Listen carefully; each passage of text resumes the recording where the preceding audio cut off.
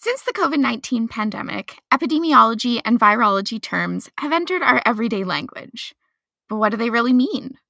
What is the reproductive number of a virus, and what can it tell us about disease dynamics?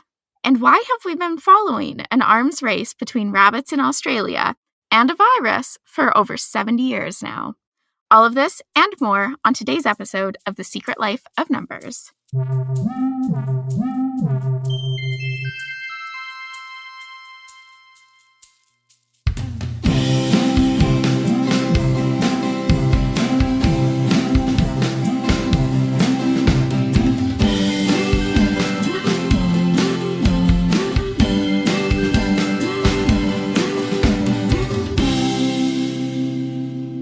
Welcome to the Secret Life of Numbers podcast, the podcast where we dissect everyday numbers and statistics to find the stories behind them. Each episode, we take a number or statistic and break it down. We will tell you where it comes from and what it means for you. Along the way, hopefully we will inspire you to think about the numbers in your own life. I'm Levannia, your data scientist on call. I'll be breaking down the numbers. I'm Lindsay, your data translator. For when Levannia gets a little too technical on us, I'll be breaking down the rest. All right, let's jump in. So this is the first episode in a 3-part mini-series that we're doing for season 3. It's all about viruses. This episode is about the reproductive number of a virus, or its Rnaught. The second episode that we're going to be doing is about effectiveness and efficacy of vaccines. Finally, we're going to end off with herd immunity and what it means when a population has herd immunity. And all three of those topics are so connected to one another. Rnaught tells us about the virus. Mm-hmm. Efficacy and effectiveness tell us about the vaccines. Yeah, how we fight the virus or how we adapt to it. Yeah, and herd immunity is like, okay, the people have the vaccines, the virus is roaming. What happens in that scenario? And it's actually based on the Rnaught, so stay tuned. Yes, no spoilers.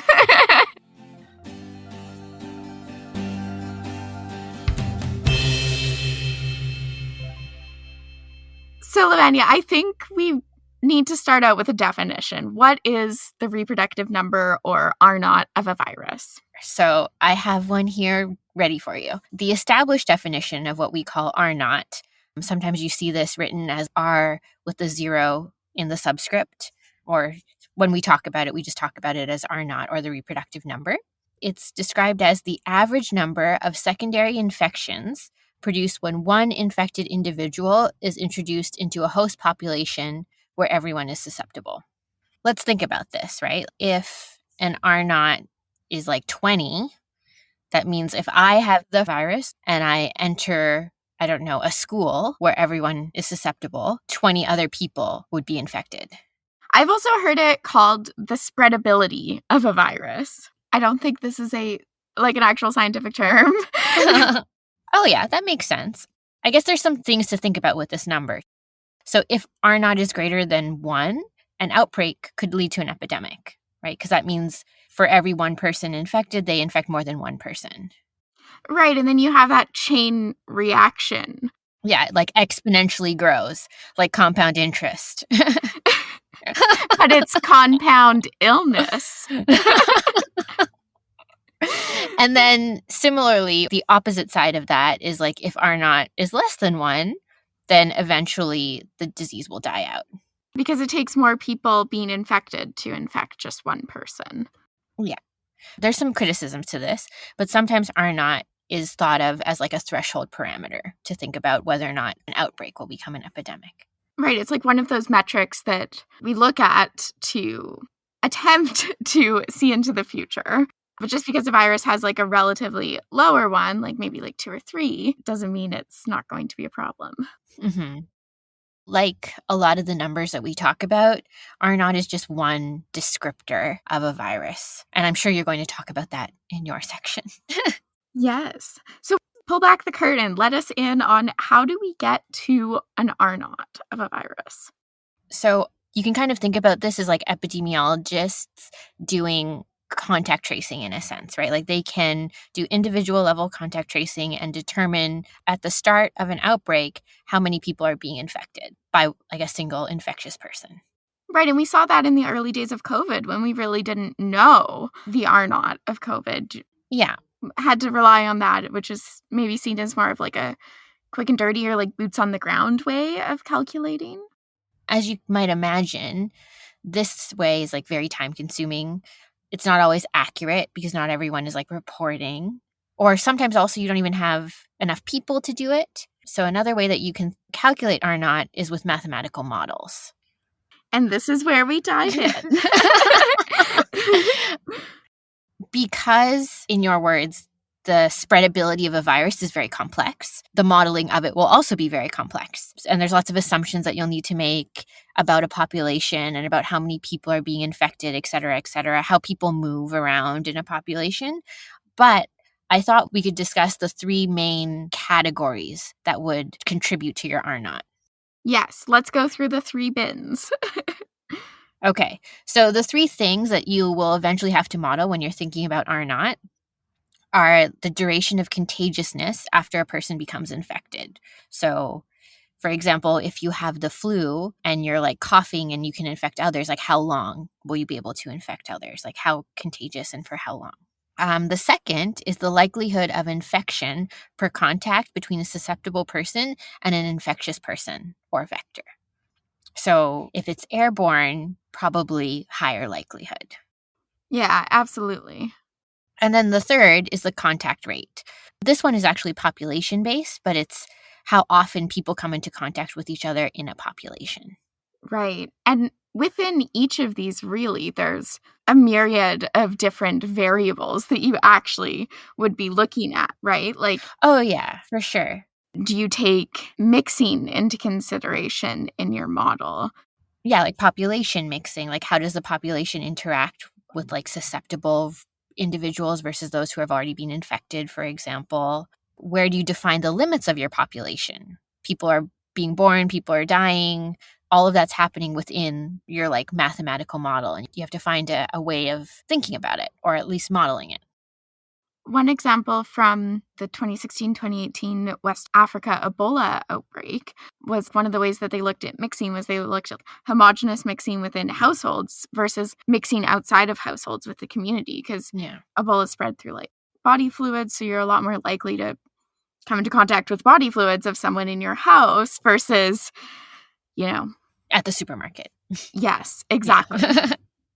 Yeah, and I guess something to think about is like these 3 like big bins that we're going to try to model, and they'll all contribute to your Rnaught. The best you can do in modeling is like educated guesses based on the assumptions that we're making.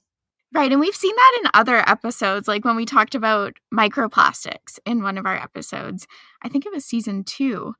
And about all the assumptions that they made to figure out whether or not we really ate a credit card worth of plastic every week, how many mussels you ate, and how much beer you drank. And exactly, right?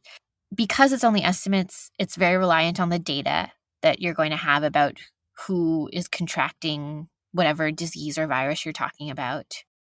I think when I think about Rnaught, it really is just a snapshot of the virus and what it's doing at that particular time in that particular community. One of the best case studies we could possibly have of that being COVID-19. Like, think about what we knew when we first heard about COVID. And for a long time, we didn't know that it was airborne. People thought it was just droplet. And then how we've had to change with it having airborne transmission now, and what we know of, how it spreads, and can we go to school safely versus, why is that okay with the proper measures in place with either vaccines or masking before we had vaccines versus pre-vaccine singing in a choir was, really dicey. I mean, and there are criticisms of Rnaught because a lot of like our regulations and the rules can sometimes be based on some of these calculations. And because it's an estimate and because it's a snapshot of a virus at a particular time, it's not the only thing I think that you want to think about when you're thinking about how a virus is moving through a population. And I think what you said earlier about like, well, where do we define that population too becomes really important. Like, are we looking at, for example, the spread of COVID across Canada, or are we looking at just provinces? Because for a long time during the pandemic, there were provinces where I think it hit every province eventually in its own unique way. But there were times where it was like, oh, it's really dicey in Quebec, for example, right now. But yeah, and the Maritimes were like, yeah, they could still play board games. They could still touch the same things. Yeah, they were having like the Atlantic bubble. Yeah. And just seeing, if we lump all of that together, it looks very different than if we look at each province individually, which looks different than if we look at each city individually.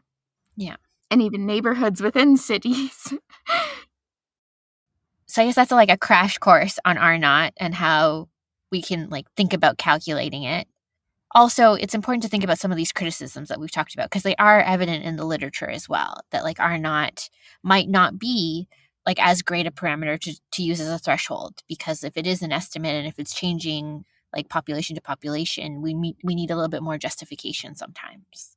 Yeah, and I think the other layer of complexity, like the virus is changing as well. Viruses evolve. They develop new mutations. They're always trying to increase their fitness for the challenges that us humans present to them when we're social distancing or isolating or whatever. They're always trying to figure out a way to infect more people. Exactly. The virus, it doesn't live in like a bubble. It doesn't live in like the same bubble in which you've built your model. Yeah, and you can never account for everything in a model. Exactly. But you can get close. You can get close sometimes. I guess there's a saying that like I love, all models are bad, but some are useful. Oh, yes, I've heard that before. Yeah. I don't know. Some like mathematician smarter than me said that. I can't remember who, but when you think about Rnaught, there will be probably estimates in it that are poor and that are bad, but you hope that overall you can have some numbers that are useful. One thing, too, is we can look at the Rnaught of a virus, but like we've seen with COVID, that's not necessarily like the thing that we need to track the most for how do we respond. With COVID, we were always looking at case positivity rate with testing. We were looking at hospitalizations and then hospitalizations versus ICU admissions in the hospital and morbidity, mortality, like all of those other metrics that gave us that full picture that we're making decisions based off of. Yes. And I think one of the things that fascinates me the most about viruses is just how different they all are. Oh, yeah. I mean, like, you're the microbiologist. You love viruses. I am a fan. Yeah. They are fascinating, and they've been around longer than we've been around. So I think they know a few things about survival. And we've co-evolved with them, too. Like, there's a lot of talk of the microbiome in our bodies, and we know that we have a lot of microbes, but we also have a virome. So we have viruses that live in and on us and with us, and we carry them everywhere, so you're never alone. And they rely on you for survival.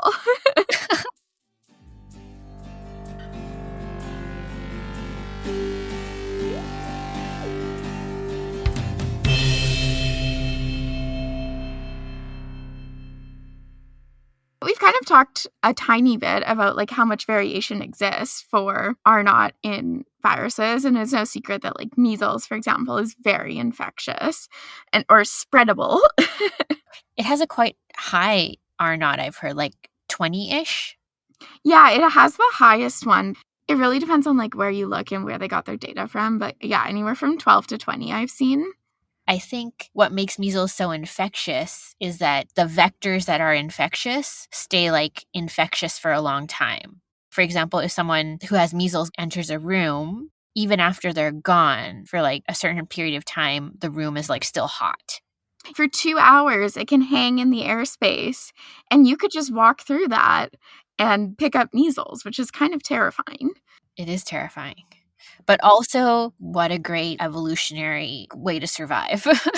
Yeah, there's always two ways of looking at infectious diseases, and you can look from the perspective of humans, of that's really not good for us, versus, oh, that's so intelligent that they, you know, from the perspective of the virus, adapted to have that. Yeah, it's like respect. But also, please no. Please don't hurt me, but I respect you. And then we have things like influenza, which like sometimes has an outbreak, but its Rnaught is anywhere from like just below 1. So, you know, kind of dying out to 2.1. And it also has that seasonality. I guess Rnaught of a virus would be different in the summertime versus in the wintertime. Because in the wintertime, like more people are closer together. Yeah, it comes back to the mixing. Like, how likely are you to come into contact with people? And, like, how do you come into contact with people? Yes. Right? Are you clustered inside at, like, a home playing board games? Or are you out at the park?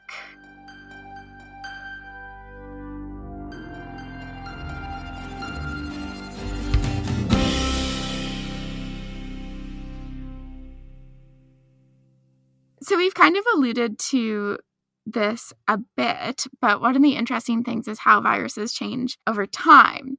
And there's no, in my opinion, better case study for this than the case of rabbits in Australia.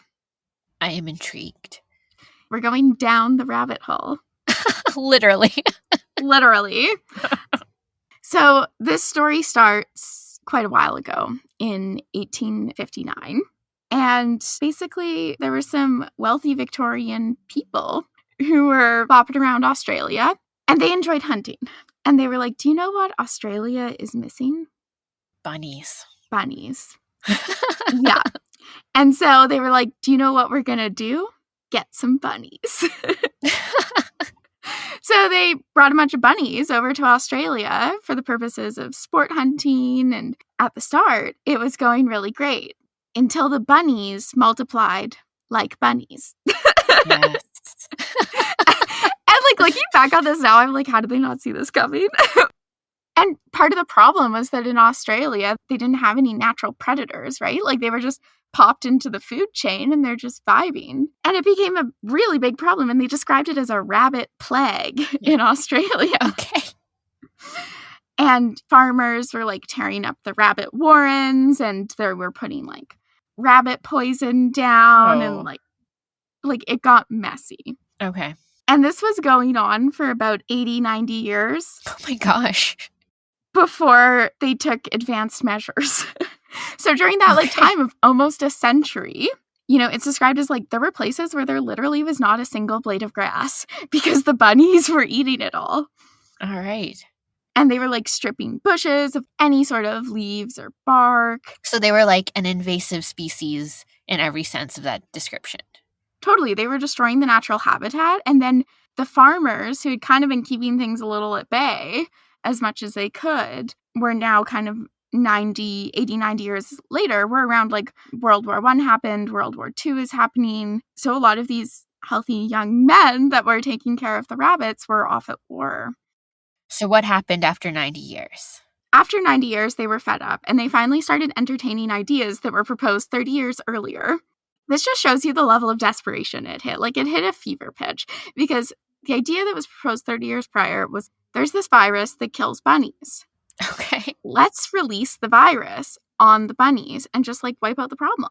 And people were like, oh, like, I don't know. Like some people do rely on the bunnies for their income. You know, we aren't totally sure what's going to happen when we release it. Like there's a bit of ethics surrounding it as well. Like you've introduced the bunnies have done nothing wrong.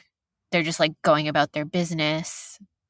But I guess after 30 years, they were finally like, yeah, I think we just need to do this. So yeah, after like the 90, they're like, we just need to. Yeah, it's been almost a century. We have no leaves left.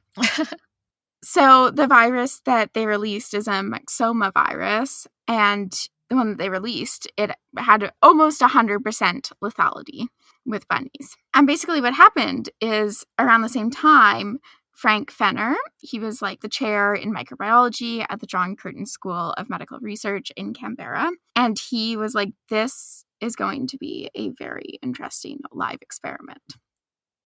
Yes, because viruses, as we've discussed, do not stay still in a population. Like they change and evolve. Yes, exactly. And he was like, we are going to need to look at this. This will be interesting. Let's collect data. Let's do experiments on this.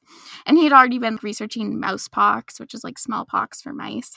And so he undertook quite an effort to record how lethal it was, like how the bunnies were reacting, what they were experiencing. And so, yeah, they released the virus and had at her. And it worked quite well.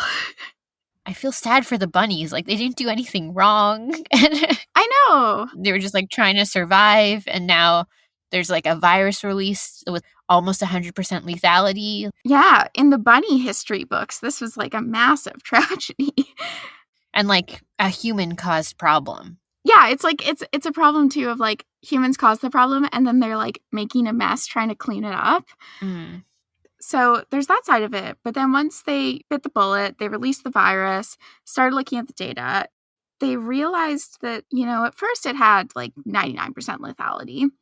Then a little bit later, kind of fell to 90%. Then maybe like 60. And it kept getting less lethal as it passed along. What they noticed gave rise to this, or became a really good case study in support of what we call the virulence transmission trade-off hypothesis, which is basically that there's some sort of compromise of most viruses, or some viruses need to make of like, if you're too lethal, you kill your host too quickly and you don't get passed on. And as a virus, you're reliant on your host for survival until you can jump ship to the next victim. Yes, viruses cannot reproduce on their own. Exactly. They need to borrow all of our machinery. If you make your host sick enough that they have symptoms and can like pass it on, but not so sick that they're stuck at home isolating or dying, you kind of hit this sweet spot of I can spread to everyone and no one can stop me. Yes. Insert evil laugh. Yeah, exactly. And so what we saw is that there was this exact transition happening for the myxoma virus in this rabbit population of it was becoming less virulent or less lethal, yeah, and more transmissible. So it was going to more bunnies, but it wasn't killing them. So I guess good for the bunnies, but still not so great for the environment. This happened in 1950 that they released the myxoma virus. There's data for like many years after that and then kind of petered off for a bit. But now recently there was another paper published in 2017 about it because there's still these back and forth kind of arms races happening between the bunnies who are also evolving and the virus, which is still evolving. Lately, there's been genetic resistance developing in the rabbit population. The most recent one is there's been a change in the rabbit's interferon, which is like this protein in your body that's released by different cells from your immune system that like helps send signals to other cells about what's happening. It's kind of like a cell text message of like SOS, there's a virus here, or it can mean a lot of different things. There's quite a few different kinds of interferons, and that helps round the troops in the group chat and I'll come to fight off the virus. Yeah. So these modern rabbits that we have now, they make an interferon that is specifically better at responding to the virus that they released. So we're seeing all these interesting changes, and it just speaks to like what you said, that like the snapshot of transmissibility in the 1950s when we first released this virus on the rabbits is not the same story that we have 10, 20, and now 70 years later. The Rnaught has changed for that virus over time. Yes. And that is why there are rabbits in Australia. So now that we've talked about rabbits, we've talked about mathematical models, it's time for one of our favorite parts of each episode, which is, ta-da, the science seed.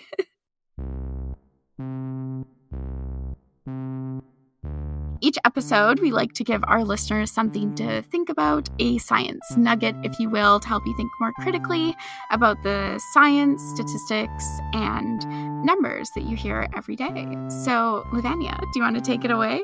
Sure. Today, we wanted to talk about exponential functions and exponential growth. Because when we talk about how a virus spreads through a population, that really is an exponential function, or the number of people who are becoming infected is growing exponentially. So just to give you a definition of what that looks like in terms of math, in mathematics, in equation form, the basic exponential function is y, or your output, is equal to a constant a to the power of a variable x. Got it. And if you think about the way this function will increase over time, if a is constant and x keeps going up, it'll start doubling, right? Like say a is 2 and x is 2. 2 to the power of 2 is 4. But then 2 to the power of 3 is 2 times 2 times 2, which is 8. So it grows exponentially, meaning that it's doubling very quickly. Like, that's the whole underlying principle of Rnaught. Yeah, because your R0, in a sense, dictates how fast your exponential growth will occur. Because one person infects 2 people, those 2 people go on to infect 2 more people. Those new infections keep infecting others. So this is the exponential way in which the growth occurs. And the number of infected people is increasing and doubling very quickly. It has a multiplicative effect. It keeps multiplying, and it's really like this chain reaction in a lot of ways. Can we think of other things that grow exponentially, not just viruses and they're spreading? We can think about human population growth. That's true. Compound interest. Yes. I guess it's not inherently negative to have things that grow exponentially, but what is characteristic is that it's going to grow fast when it's exponential growth. Thanks for listening, everyone. You can find us on Apple Podcasts, Spotify, Google Play, or wherever you find your podcasts. You can find the references we used for this episode in our show notes. A special thank you to Julian Bertino, who does our sound editing and music. If you have a moment, please take a second to rate us on Apple Podcasts and Spotify, or leave us a review. It really helps our podcast reach new listeners. Have an idea of what we should cover next? Want to learn more about what we talked about today? Follow us on Instagram at The Secret Life of Numbers. We'll catch you next time on The Secret Life of Numbers, where the numbers can run, but they can't hide.